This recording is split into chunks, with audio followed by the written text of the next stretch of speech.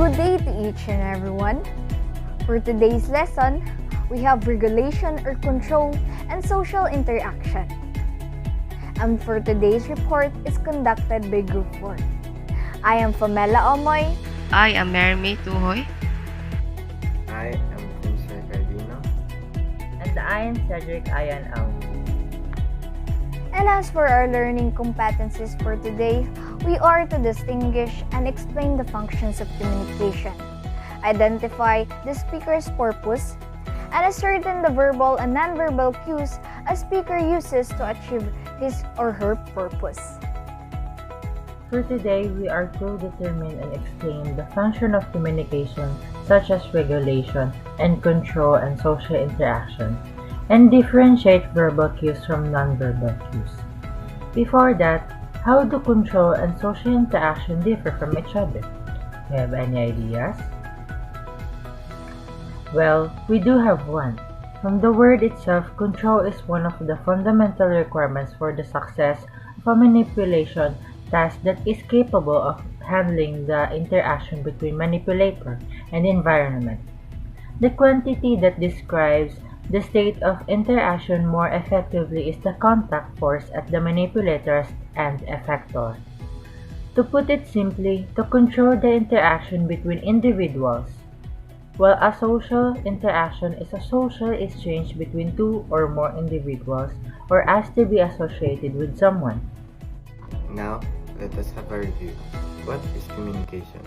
Again, communication is the transmission of ideas and emotions between or among persons, the use of verbal and nonverbal cues. Moving on to our main topic, regulation or control and social interaction are functions of communication that are used by individuals based on different situations they are in. One of the functions of communication is regulation or control.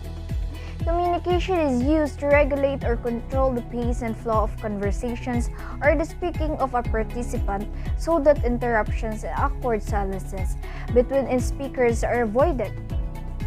Meaning, in regulation or control, the participant has the upper hand to have better communication. Both verbal and nonverbal cues are used to help achieve this purpose. Here are some examples of verbal cues. That's it, and thank you. Signals that a speaker is done speaking. Yeah, and encourages the speaker to continue speaking. Well, and indicates that a speaker is not finished speaking or is still thinking about what to say next. Is that clear? And do you follow?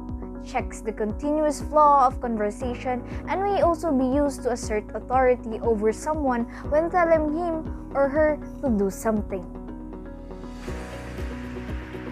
And this is an example dialogue showing regulation or control while using verbal cues. Hey Clyde, are you busy? I just want to ask for advice. Yeah, go on, I'll listen. I have a friend who is younger than I am. I am like his new child. I found out that he has not been studying lately and failed in one of his classes. Go on. He said that was helping his grandmother sell vegetables in the market and he has no time to study at home. What should I tell him?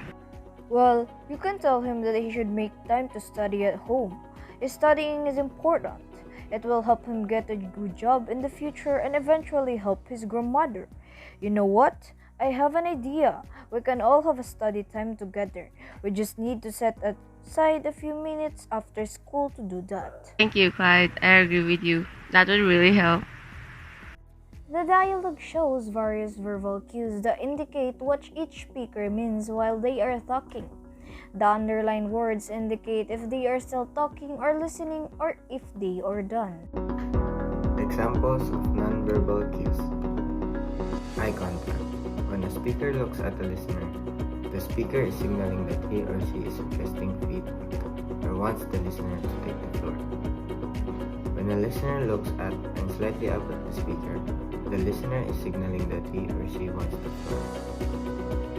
When When a speaker looks away or avoids eye contact from a listener who wishes to take the floor, the speaker is suppressing the listener's attempt to take the floor.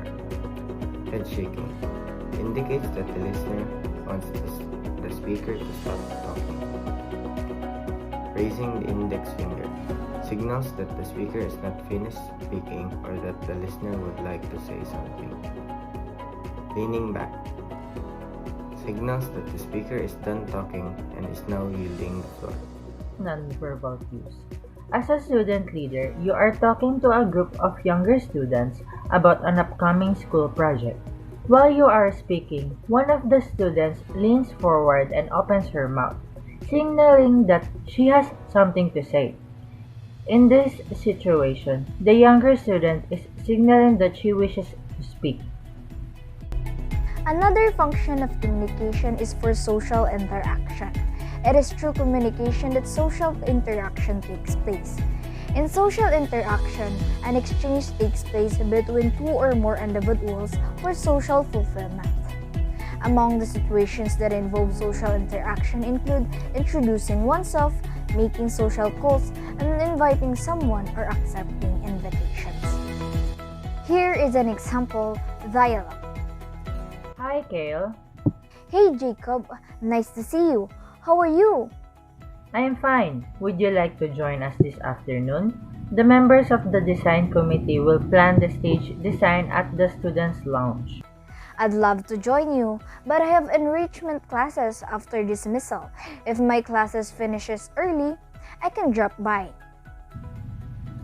That's alright. Let me know beforehand. Let's exchange numbers so that we can keep in touch. The given dialogue shows interaction between two friends. It is clear from their conversation that the purpose of communication is for social interaction. And that's our lesson for today. I hope you learned something. Thank you for watching.